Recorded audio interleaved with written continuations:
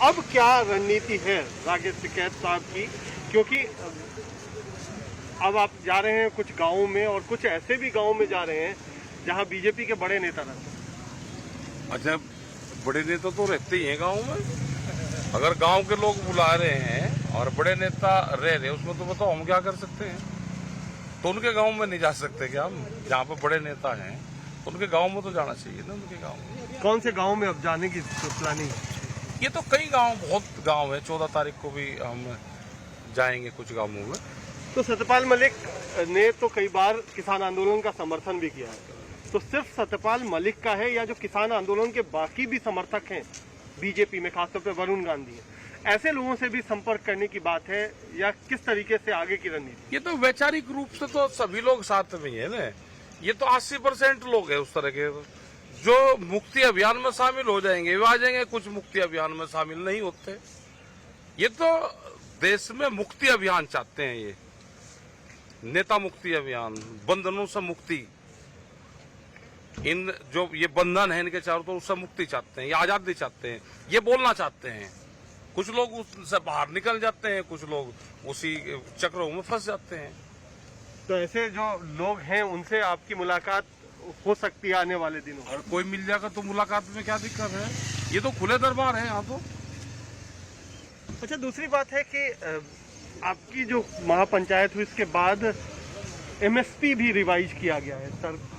केंद्रीय सरकार ने एमएसपी भी रबी की फसल के तमाम फसलों का किया है। आपने कहा कि वो भी काफी नहीं है, अब बढ़ाए तब भी काफी नहीं है। एमएसपी पे आप लड़ाई भी लड़ो, क्या मामला है? मामला ये है कि एक तो जो उसका मैकेनिज्म है बढ़ाने का, वो ठीक नहीं है। चलो आपने बढ़ा दिया, आप गारंटी कार्ड तो दे दो भाई। किसी की नौकरी लगी तो उसको वो प्रमाण पत्र तो मिलेगा, ज्वाइनिंग लेटर तो मिलेगा उसको कि आपकी नौकरी लगी, ये आपकी सैलरी रहेगी और ये आपको मिलेगा भाई, इतना आपको मिलेगा, इतना कटौत होगा, इतना मिलेगा। हमको भी दे दो। तो हकीकत बताइए ना। आप तो कह रहे हैं क्या कि आप किसानों के नेता हैं, सब कुछ है, तो आप कह रहे हो एमएसपी खाते में नहीं जा रहा है। तो जो सरकार कह रही है और जो सरकार के खाते दिखा रहे हैं, जिसकी बात आप कर रहे हो, वो फिर किसका खाता दिखा रहा है? वो फर्जी तरीके से दिखाते हैं खाते। भाई व्यापारी ने खरीदा और गा किसान के खाते में, कौन सा रूट है जाने का?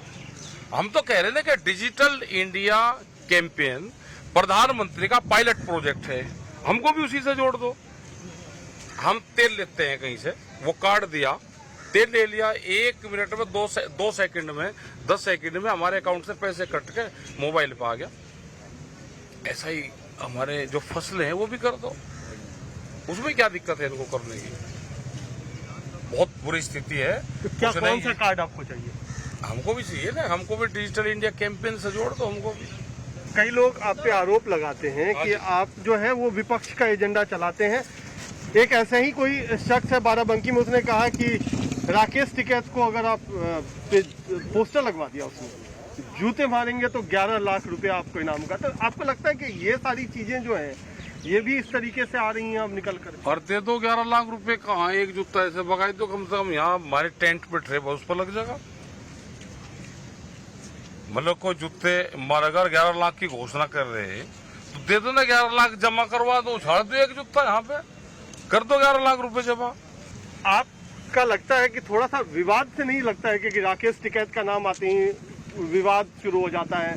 कभी आप नारा लगा देते हो, उस पर विवाद हो जाता है। अब हम वेस्टर्न यूपी में गए, वहाँ पर भी आपके नारे की खूब चर्चा है। नहीं कह रहा कि नारे में दिक्कत क्या है।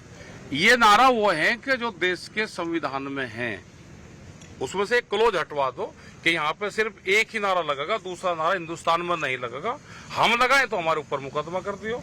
अगर हमने नारा गलत लगाया है तो हमारे ऊपर केस रजिस्टर कर दो, हम उसका जवाब दे देंगे भाई कोर्ट को। आप जूते भी हमारे ऊपर फेंकोगे, नारे भी हम ना लगाए। ये देश में जबान पे पाबंदी का सवाल तो नहीं आ गया। देश में इस तरह की सरकारें तो नहीं आ गई कि जो नारों को प्रतिबंधित कर रही हैं। ये तो सोचने वाली बात है ना। क्या किस बात पर आपको इतने अलग अलग उनका कोर्स चलता है कि 8 दिन का ये कोर्स चलेगा। अभी चल रहा कि हर हर महादेव और अल्लाह अकबर। उसमें से कुछ शब्द काट दिए और कुछ रख लिए उसमें से। छेड़खानी, डिजिटल छेड़खानी इसको कहते हैं, वो करिए। क्या देश में कोई नारा प्रतिबंधित है? और संविधान में राइट्स दिए गए हैं कि कौन कैसे पूजा पद्धति करेगा, उनका सबका सम्मान कर रखा जाएगा। यहाँ भाषाओं का सम्मान है, पूजा पद्धति का सम्मान है, यहाँ जातियों का सम्मान है। ये तोड़ने का काम करते हैं, हम जोड़ने का काम करेंगे। ये तोड़ेंगे, हम जोड़ेंगे। ये ऋषि और कृषि आधारित देश है। इसमें कृषि को छेड़खानी करोगे तो हलचल पैदा होगी, इसमें ऋषि पद्धति को छेड़खानी करोगे तो हलचल पैदा होगी।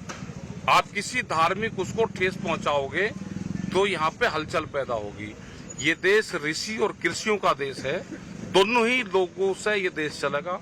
अगर इसके साथ में आप छेड़खानी करोगे तो देश में अव्यवस्था फैलेगी। वो तो कहते हैं आप छेड़खानी कर रहे हो ऋषि से और कृषि से। और कृषि की तो लड़ाई लड़ रहे हैं, ये छेड़खानी ऋषियों के साथ में कर रहे हैं। चलिए, ऋषि का मतलब कोई इनसे नहीं है कि ये बहुत बड़े पुजारी है।